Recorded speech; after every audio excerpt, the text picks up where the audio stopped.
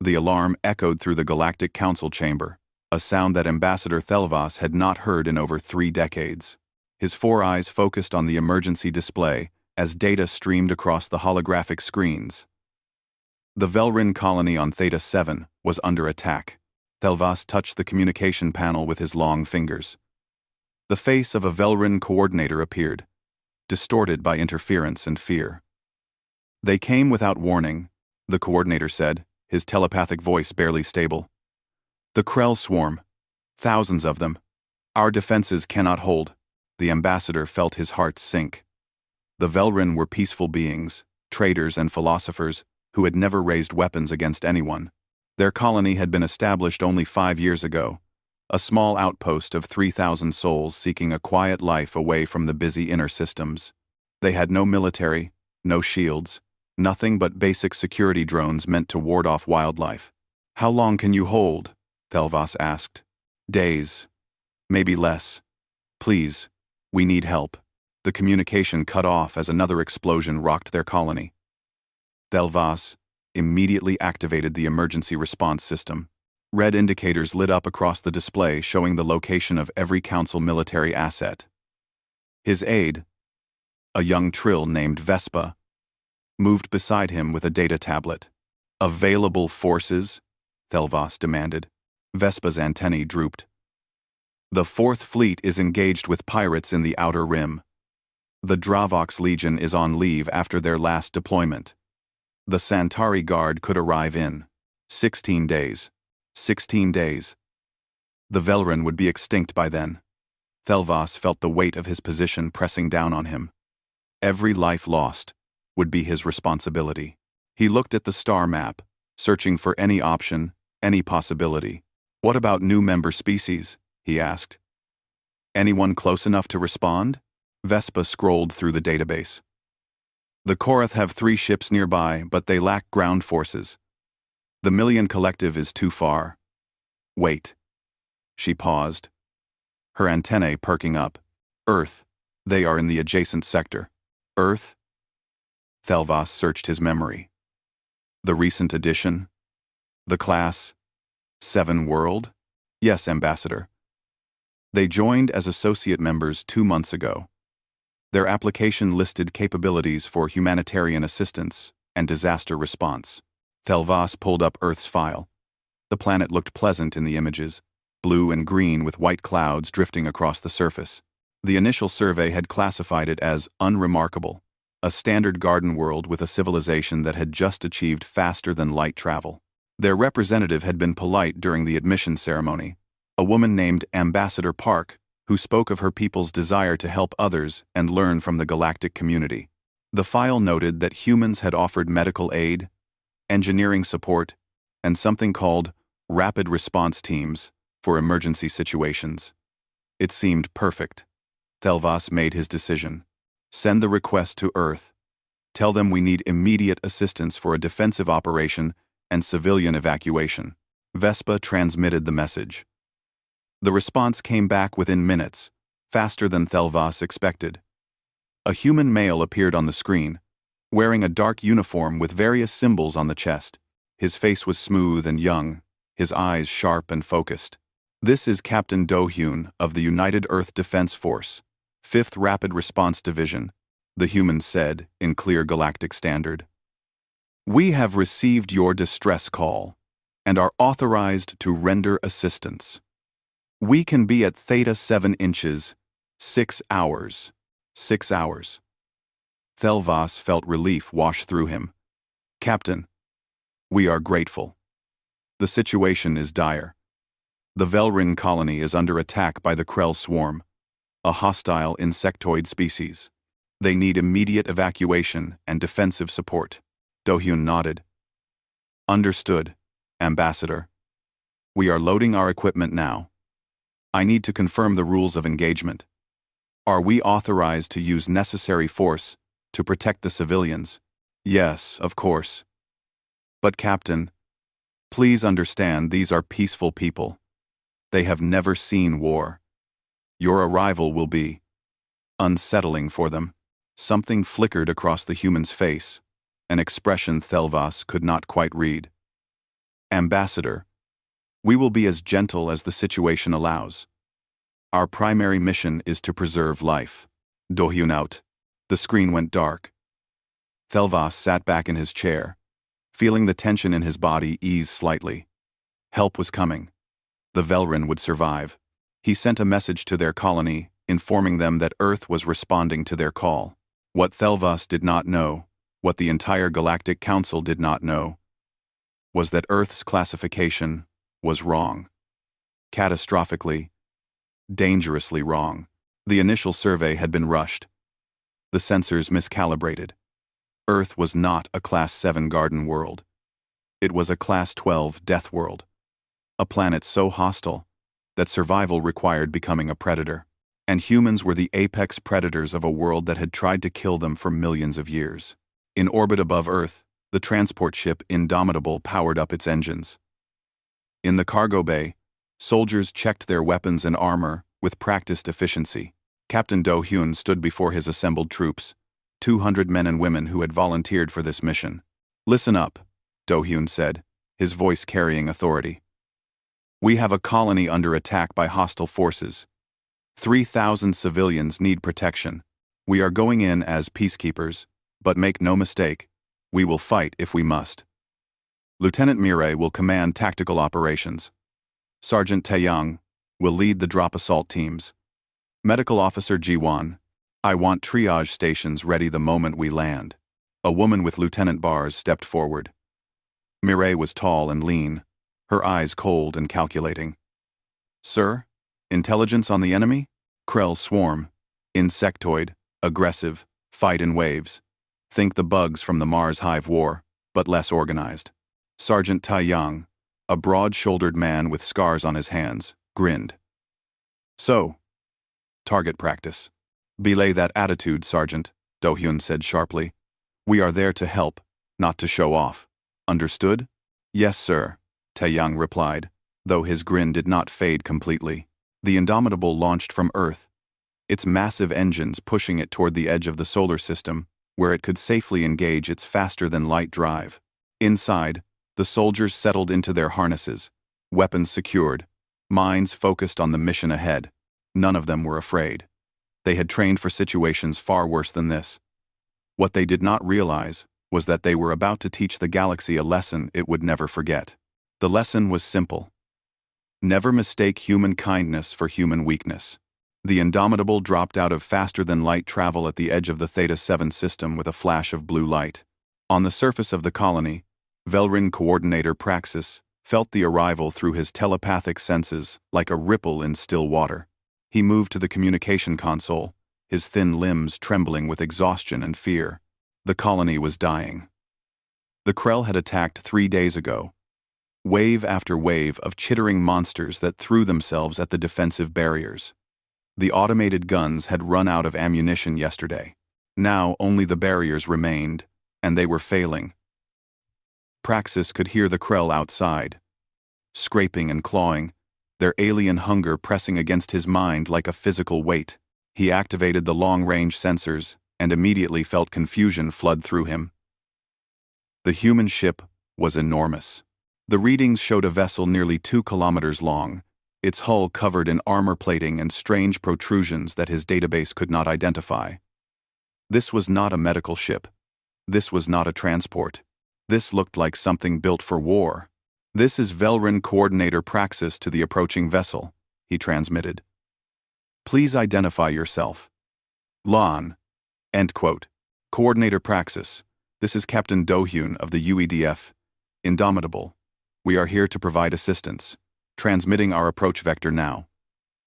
Praxis felt slightly reassured by the captain's calm voice.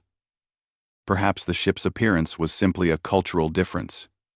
Humans were new to the galactic community. After all, they might design their vessels differently. Then the deployment began, and Praxis realized with growing horror that nothing about humans was what he expected. Pods began launching from the Indomitable, dozens of them, streaking toward the planet's surface like meteorites. The sensors showed their velocity, and Praxis felt his blood chill. They were moving impossibly fast, speeds that would kill any living being inside from the deceleration alone. He tried to warn them, to tell them to slow down, but the pods were already entering the atmosphere. Fire bloomed around each pod as they hit the air. They did not slow. They did not curve. They simply fell, like hammers dropped from heaven, trailing smoke and flame. Praxis watched in stunned silence as the first pod impacted the ground 200 meters from the colony's main gate. The ground shook. Dust and debris exploded outward. Praxis was certain he was about to see a crater filled with dead humans. Instead, the pod's sides blew open with explosive bolts, and something emerged from the smoke. It was shaped like a person but stood nearly 3 meters tall, encased in armor that gleamed dark gray in the morning light. The armor was covered in weapons, ammunition, and equipment that Praxis could not identify. The figure turned its helmeted head, scanning the area with sensors that glowed pale blue. And then it moved. It moved fast. Faster than anything that size should be able to move. The armored figure covered 20 meters in seconds, taking up a defensive position behind a broken wall. More pods crashed down around the colony, and more armored humans emerged, spreading out with frightening efficiency. Praxis activated the external cameras and watched as an entire perimeter formed around the colony in less than 5 minutes. The humans set up weapons platforms that tracked and moved on their own, deployed shields that crackled with energy, and established firing positions that covered every approach to the colony. A human voice came through his communicator. "Coordinator Praxis. This is Sergeant Taeyang. We have established a defensive perimeter around your colony. Please keep all civilians inside the barriers until we secure the area." Praxis could barely find his voice. You survived the drop, ma'am?" The confusion in Taeyang's voice was obvious. "Of course we did. Standard combat deployment. Are you injured? Do you require medical assistance?" No, We have wounded. Many wounded. Medical teams are landing now. They will find you. Just stay calm. You're safe now. And safe." Praxis wanted to believe that, but he had seen the Krell. Thousands of them. Endless waves of razor claws and chitin armor. How could 200 humans, no matter how well armed, stop them? He got his answer 30 minutes later when the Krell attacked. The aliens came over the ridge to the east, a seething mass of insectoid bodies that blotted out the horizon. They moved on 6 legs each, their front limbs modified into blades that could cut through steel. Their jaws clicked and snapped as they charged, a sound that had haunted Praxis's nightmares for 3 days. The humans did not run. They did not panic. They simply opened fire. The sound was beyond anything Praxis had experienced. It was not the clean hum of energy weapons or the crack of conventional firearms. It was a roar. A sustained thunder that shook the ground and rattled his bones. Tracers lit up the dawn like angry stars as the humans poured fire into the charging Krell. The automated weapons platforms added their voices to the chaos, tracking and firing with mechanical precision. Explosions blossomed among the Krell ranks as missiles struck home. The energy shields hummed and crackled as they absorbed the few Krell projectiles that made it through the storm of fire. Praxis watched in awe and terror as the entire Krell wave simply ceased to exist.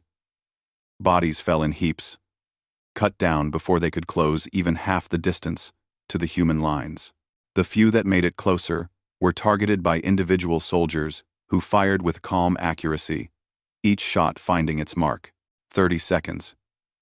That was all it took. 30 seconds, and a Krell attack wave that should have overwhelmed any defense was reduced to smoking corpses and scattered chitin. Sergeant Taeyang's voice came over the communicator again.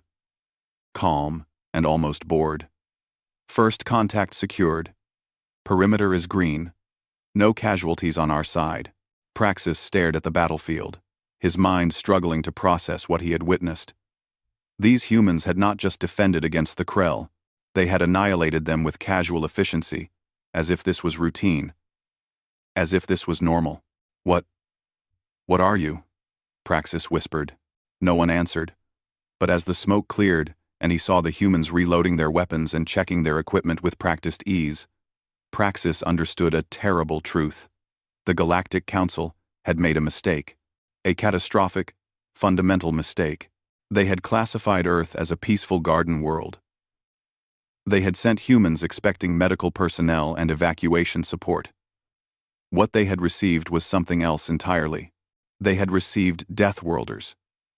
And Deathworlders knew how to kill. A female human approached the colony entrance, her helmet retracting to reveal a kind face and gentle eyes. She carried medical equipment and moved with careful, deliberate steps designed not to frighten. "Coordinator Praxis?" she asked softly. "I am Medical Officer Jiwan. May I come in? I am here to help your wounded." Praxis looked at her gentle smile, and her blood-stained armor, and felt the cognitive dissonance nearly break his mind. This being who spoke with such compassion had just participated in wholesale slaughter. She was a healer and a killer. Somehow, both at once. "Yes," he managed. "Please, they are in the medical bay." Jiwan entered the colony, and behind her, the human soldiers maintained their watch. The Krell would attack again. Everyone knew it. But for the first time in days, Praxis felt something he thought he had lost. He felt hope. Captain Do-hyun stood in what had once been the colony's administration building, now converted into a command post. Holographic displays filled the room with tactical information, sensor data, and live feeds from dozens of cameras positioned around the perimeter. Lieutenant Mireille worked at a console to his left, her fingers moving rapidly across the controls as she analyzed the enemy positions. Coordinator Praxis watched them work with a mixture of fascination and lingering fear. Medical Officer Jiwan had spent the last 6 hours treating wounded Velrin, her hands gentle and her voice soothing, even as the sounds of sporadic gunfire echoed from outside. The contrast between her compassion and the violence these humans were capable of continued to disturb him. "Captain," Mireille said, looking up from her console, "I have completed the tactical analysis of the Krell Hive Fortress." Do-hyun moved to her side, studying the three-dimensional map that appeared above the console. The Krell had established their main base in the mountains 30 kilometers north of the colony. A massive structure carved into the rock and reinforced with resin and organic material. Red indicators showed thousands of hostile signatures inside. Praxis moved closer, his thin frame barely reaching Do-hyun's shoulder. "That is their primary nest. Our long-range sensors detected it before communications were disrupted.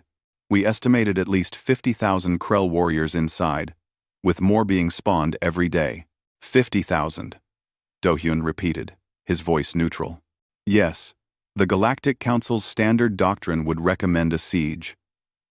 Cut off their supply lines, establish a blockade, and starve them out over several months. It would minimize casualties, and—" "We will take the fortress," Mireille interrupted calmly. "Tomorrow morning." Praxis felt his telepathic field spike with shock. "Impossible. You have only 200 soldiers. The fortress is shielded, fortified, and defended by an overwhelming force. An assault would be suicide." Do-hyun turned to face him fully, and Praxis saw something in the human's eyes that made him take a step back. It was not anger or madness. It was confidence, absolute and unshakable. The certainty of a predator that had never met prey it could not kill. "Coordinator, I understand your concern," Do-hyun said. "But my people have taken fortified positions before. We know what we are doing. The casualties will be primarily on their side if we do this right." Do-hyun gestured to the map. "Mireille, brief him on the assault plan." 1. We. 1. We. We. We. We. We. We. We. The lieutenant manipulated the display, and the map zoomed in on the fortress. "We will use a three-pronged assault. First, orbital bombardment, to collapse their external shields. Second, drop pod insertion directly onto the fortress walls to establish breach points. Third, rapid insertion teams will clear the interior, while heavy weapons teams provide suppression fire." Praxis listened to the plan with growing disbelief. It was aggressive, violent, and completely insane by every standard of warfare he understood. This is madness. You will all die. We have done this before, Mireille said simply. On Europa, on Titan, on Mars during the Hive Wars. This is what we do. The way she said it, so matter-of-fact and casual, made Praxis realize something important. To these humans, this was not unusual. They had fought battles like this multiple times. War was not an abstract concept to them or a last resort. It was a skill they had refined over generations. That night, Praxis watched the humans prepare for the assault. The soldiers moved through their pre-mission routines. With practiced efficiency, they checked weapons, inspected armor seals, and reviewed tactical data. But what struck Praxis most was the humanity he saw beneath the warrior exterior. Sergeant Taeyang gathered his squad in one of the temporary shelters. 20 soldiers sat in a circle, their armor removed, looking like ordinary people in their black undergarments. Taeyang had food brought in, simple rations that had been heated, and they shared a meal together. First time working with aliens? One soldier asked. Her name patch read Hee-jin, and she looked barely old enough to be a soldier by Velrin standards. Second. Another soldier named Woojin replied. Helped evacuate that mining colony on Kepler 442. Different situation, though. No combat. You nervous? Hee-jin asked quietly. Taeyang overheard and smiled. Always better to be nervous. Keeps you sharp. But remember your training and watch each other's backs. We go in together. We come out together. The soldiers nodded, and Praxis felt something shift in his understanding. These were not mindless killing machines. They were people. Young people with fears and hopes, and families waiting for them at home. They joked and laughed, shared stories and memories. They were so very alive. And tomorrow they would risk those lives to save people they had never met. Praxis found Medical Officer Jiwon in the medical bay, still treating the wounded. She had been working for nearly 12 hours straight, moving from patient to patient with tireless dedication. A young Velrin child, barely past infancy, clung to her arm as she checked his bandages. You should rest, Praxis said softly. Jiwon smiled without looking away from her patient. I will rest when everyone is stable. There is still work to do. Why? The question escaped Praxis before he could stop it. Why do you care so much? We are strangers to you. Your people owe us nothing. Jiwon finally looked at him, and her eyes were kind but also impossibly sad. Because someone has to care. Because every life matters. Whether I know them or not. On Earth, we have seen too much death, too much suffering. But you are soldiers. You kill. Yes. Jiwon agreed. We do. And it haunts us every time. But we kill so that others do not have to die. We fight so that people like this child, she gestured to the young Velrin, can grow up in peace. That is the burden we carry. Praxis left the medical bay with his mind spinning. He had thought he understood the galaxy and its many species. He had believed that civilization meant the rejection of violence, that advancement meant moving beyond war. But humans challenged that belief. They were advanced, they were civilized, and yet they embraced violence when necessary. No, that was wrong. They did not embrace it. They accepted it. They made peace with the terrible truth that sometimes violence was the only answer to violence, and they trained themselves to be very, very good at it, so they could end conflicts quickly and save lives. As dawn approached, Praxis stood on the colony's wall and watched the human soldiers prepare for deployment. They moved with purpose and determination, boarding dropships that would carry them into battle. Sergeant Taeyang's squad was among the first to load up, and Praxis caught Hee-jin's eye as she climbed aboard. The young soldier gave him a small wave and a nervous smile. Then the door closed, and the dropship lifted into the sky, following dozens of others toward the mountain fortress. Praxis watched them go and realized he was praying to gods he did not believe in. praying that these strange, violent, compassionate creatures would survive what was coming, because in just one day, they had shown him something the galaxy had forgotten. Sometimes the only thing standing between peace and chaos was someone willing to fight for that peace. And humans, these Deathworlders from their nightmare planet, were very willing to fight. The Indomitable fired from orbit at exactly dawn. Praxis watched through the tactical display in the command post as lances of concentrated energy struck the Krell fortress's shields. The barriers flared bright purple, absorbing the first impacts. But the human ship did not stop firing. It poured energy into the shields with relentless precision, each shot calculated to hit the same weak points that Lieutenant Murray had identified. The shields collapsed after 90 seconds of sustained bombardment. Without pause, the Indomitable switched to kinetic rounds, and the fortress itself began to take damage. Explosions rippled across the structure as the outer defenses were systematically destroyed. "Drop teams launching," Mireille reported from her console, through the cameras mounted on the soldiers' helmets. Praxis watched the assault begin. The drop pods fell from the sky like meteorites, trailing fire and smoke.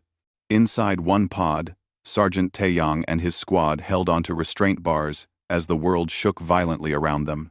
The acceleration forces would have killed a Velrin instantly, but the humans simply gritted their teeth and endured. 30 seconds to impact," Taeyong shouted over the roar of atmospheric entry. "Check your seals and prepare for breach." The pods slammed into the fortress walls with devastating force, their armored tips punching through the Krell's organic reinforcement like bullets through flesh. Explosive bolts fired immediately, blowing the pod doors open, and the humans poured out into the enemy stronghold. Taeyong was first out, his rifle already tracking targets. Krell warriors swarmed from every corridor and opening, their mandibles clicking with rage as they charged the intruders. The humans formed a tight defensive circle, their backs to each other, and opened fire. The corridor became a killing field. The Krell were fast and deadly, but they had never faced anything like human combined arms tactics. When one soldier reloaded, 2 others covered their position. When Krell tried to flank, the humans shifted formation seamlessly. They moved like a single organism, each part supporting the others. "Heejin, breach charge on that wall," Taeyong ordered, pointing to a section of corridor that led deeper into the hive. The young soldier moved forward, placing an explosive device while Woojin provided covering fire. The charge detonated with a sharp crack, and the wall collapsed, revealing a passage beyond. The squad moved through without hesitation, pushing deeper into enemy territory. Throughout the fortress, similar scenes played out as human assault teams carved their way through Krell defenses. But Praxis noticed something that surprised him. The humans were not simply killing everything they encountered. When they found chambers filled with Krell eggs and immature young, they marked them on the map and moved around them. "Non-combatants," Heejin reported, as her squad bypassed another nursery chamber. "Marking for avoidance." Back in the command post, Praxis turned to Captain Do-hyun in confusion. They could destroy the next generation of Krell. Why do they not? Do-hyun did not look away from the tactical display. "Because we are not here to commit genocide, Coordinator. Those young did not choose this war. They are innocent, but they are the enemy. They are children," Do-hyun said firmly. "We do not kill children. Ever. That is a line we do not cross." Praxis felt something shift inside him again, another piece of the human puzzle falling into place. These warriors, these killers, had rules. They had honor. They would destroy armies without mercy but spare the helpless without hesitation. The contradiction was maddening and beautiful at the same time. Deep in the hive, Taeyong's squad reached a massive chamber where the Krell Queen nested. She was enormous, easily 10 meters long, her segmented body ending in an egg-producing sac that pulsed rhythmically. Dozens of warrior Krell surrounded her, larger and more heavily armored than the ones they had fought before. The Queen's voice echoed in the chamber, translated by the human communication devices into something understandable. "So the soft ones have teeth after all. Come then. Deathworlders. Try to take my hive. The guards charged. Taeyang's squad formed up and met them with disciplined fire. But these Krell were tougher than the others. They absorbed multiple hits before falling, and their blades were fast enough to spark off the human armor. Woojin went down with a gash across his chest plate, the armor holding but the impact stunning him. Heijin dragged him back while Taeyang and the others concentrated fire on the advancing guards. It was brutal. Close quarters fighting where there was no room for error. But the humans had been training for this their entire military careers. They had fought in the tunnels of Mars, in the ice caves of Europa, in 100 hostile environments across their solar system before ever reaching the stars. They knew how to fight when surrounded, outnumbered, and desperate. One by one, the Queen's guards fell, until only she remained. Taeyang lowered his rifle slightly, but kept it ready, his helmet retracting so the Queen could see his face. "It is over," he said. "You have lost. Surrender now, and we can end this without more death." The Queen laughed, a chittering sound that echoed off the walls. "End this? You think you have won? My swarm will never stop. We were starving on our homeworld, dying slowly in the dark. We needed new territory, new resources. We will fight until the last of us falls." Lieutenant Mireille entered the chamber, having fought her way through with another squad. She walked forward until she stood beside Taeyang, her weapon lowered, but her stance ready. "Then, you should have asked," she said. "The Galactic Council has colony worlds, resources, support systems. You could have negotiated for what you needed." End quote. "The Council does not negotiate with species like us," the Queen hissed. "We are insects to them, monsters to be exterminated." "Maybe," Taeyang admitted. "But humans were considered primitive only a few months ago. We were the newcomers, the unknowns. Things change. People change their minds when given reason to. Surrender now, and we will speak for you. We will make sure you get a fair hearing. And if they refuse to help us?" Taeyang's jaw tightened. "Then we will help you ourselves. We will find you a world where you can build a new hive, where your people can thrive without starving. But this," he gestured to the destroyed fortress around them, "this has to end. Now." The Queen studied them with her multifaceted eyes, her ancient mind struggling to process these strange creatures. They had the power to destroy her completely, to end her line forever. Instead, they offered mercy. They offered hope. "How do I know you will keep this promise?" she asked. "Because we are human," Mireille said simply. "We keep our word, even to our enemies." The silence stretched for long seconds. Throughout the fortress, fighting continued as other squads neutralized resistance. But in this chamber, the war's fate balanced on a knife's edge. Finally, the Queen's body sagged, exhaustion and defeat overwhelming her. "I surrender," she said. "I will order my warriors to cease fighting. But if you betray us, if you lie, know that we will remember, and we will teach our young to never trust again." "Fair enough," Taeyang said. He activated his communicator. "All units, enemy command has surrendered. Weapons tight. Repeat, weapons tight. Move to secure positions, but do not fire unless fired upon." Across the fortress, the battle began to wind down as Krell warriors received their Queen's telepathic orders to stand down. The humans maintained their positions, weapons ready, but no more shots were fired. In the command post, Praxis watched the tactical display with tears streaming down his face. The assault had taken 4 hours from start to finish. 4 hours to take a fortress that should have required months to siege. And at the end of it, instead of slaughter, there was mercy. "I do not understand your people," Praxis whispered. Captain Dohyun heard him and smiled slightly. "Most days, Coordinator, neither do we." Ambassador Thelvas sat in the council chamber, reviewing the combat footage from Theta 7 for the 5th time. Each viewing made his hands tremble more. The holographic display showed human soldiers moving through the Krell fortress with terrifying efficiency, their weapons carving through defenses that should have been impenetrable. The battle had lasted only 4 hours. 4 hours to accomplish what Council military doctrine said should take months. His aide, Vespa, stood beside him, her antennae drooping with exhaustion. They had been reviewing Earth's classification for the past 6 hours, and the results were catastrophic. The initial survey was wrong, Vespa said quietly. Completely wrong. Earth is not a Class 7 garden world. The sensors were miscalibrated. We missed the signs. What is the correct classification? Thelvas asked, though part of him already knew the answer. Class 12. Full Deathworld status. High gravity, aggressive predator species, extreme weather systems, active tectonics, and, she paused, her voice barely a whisper, humans evolved in competition with themselves. They have been perfecting warfare for their entire evolutionary history. Thelvas closed his 4 eyes. A Class 12. Deathworld.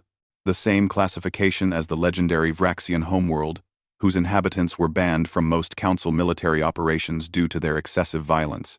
And the Council had treated humans like any other new member species, never realizing what they were. Send an urgent reclassification notice to all Council members, Thelvas ordered. Humans are to be treated as an apex predator species. Military operations involving human forces require special oversight, and for the sake of the stars, make sure everyone knows that when humans offer humanitarian assistance, they mean something very different than we do. Number 4. But even as he said it, Thelvas was reading the reports from Coordinator Praxis, and those reports told a different story than simple violence. Yes, the humans were deadly. Yes, they were frighteningly efficient at war. But they were also something else. On Theta 7, Medical Officer Jiwan had stayed behind after the main combat operations concluded. She spent 3 additional days treating wounded from all sides, Velrun and Krell alike. When asked why she would help the enemy, she had simply replied, "Because they are wounded, and I am a doctor. That is all the reason I need."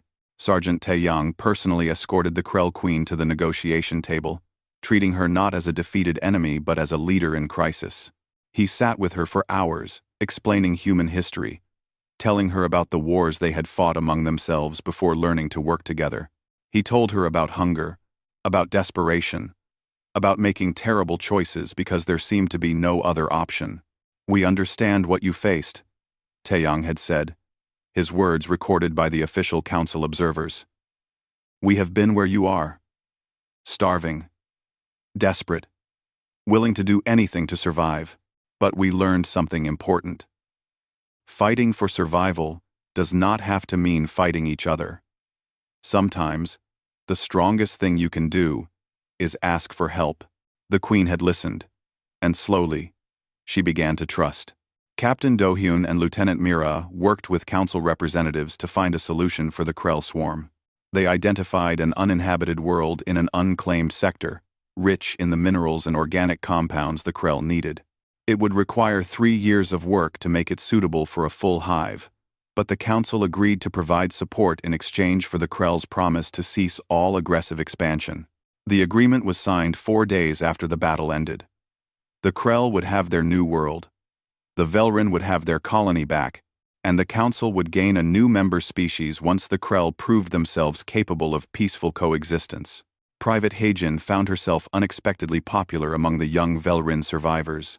The children were initially terrified of the armored soldiers, but Heijin had removed her helmet and sat with them, teaching them card games from Earth and sharing stories about her own childhood. She told them about being afraid, about the nightmares she still had after her first combat mission, about how bravery was not the absence of fear, but the choice to do what was right, despite being terrified. One young Velrun, the same child that Jiwan had treated in the medical bay, asked her a question that made her pause. "Are all humans like you? Good at fighting, but also kind?" Heijin had thought about it carefully before answering. "Not all of us. We have good people and bad people. just like any species. But we try to be better than we were yesterday. We try to use our strength to protect instead of to hurt. We do not always succeed, but we keep trying. When the Indomitable prepared to depart Theta 7, Coordinator Praxis stood at the landing pad to see them off. Captain Do-hyun was the last to board, and Praxis stopped him with a telepathic touch. "I must ask you something," Praxis said. "Why did you help us? Your people owe us nothing. We are strangers in a galaxy full of strangers. Why come when we called?" Do-hyun looked at the Velarin coordinator, this peaceful being who had been thrust into violence through no fault of his own, and he smiled. "Because you needed help. That is enough. On Earth, we have an old saying: speak softly and carry a big stick. We prefer peace, Coordinator. We want to build things, to learn, to grow. But we also prepare for war. Because we know that peace only exists when someone is willing to defend it. When you called for help, we came. That is what neighbors do. Even neighbors who barely know each other? Especially then, because that is how strangers become friends." The Indomitable lifted off, its engines bright in the afternoon sky, and disappeared into the stars. Praxis stood watching, long after it had gone, his mind still processing everything he had witnessed. 6 months later, the reputation of humanity had spread throughout the Council territories. The story of Theta 7 became something of a legend, told in different ways by different species. Some focused on the violence, on the terrifying efficiency of human warfare. Others focused on the mercy, on the humans who had spared the Krell young and helped their former enemies find a new home. But the truth was in the combination of both. Humans were dangerous. Yes, but they were dangerous in defense of others. They were warriors who fought for peace, killers who valued life. A species that had evolved in hell and chose to use that strength to protect heaven. Earth began receiving requests for assistance. Dozens at first, then hundreds. Colonies under threat from pirates. Settlements struck by natural disasters. Trade routes harassed by raiders. Every request was answered. The UEDF expanded, recruiting more soldiers and building more ships. And everywhere humans went, they brought the same combination of compassion and controlled violence.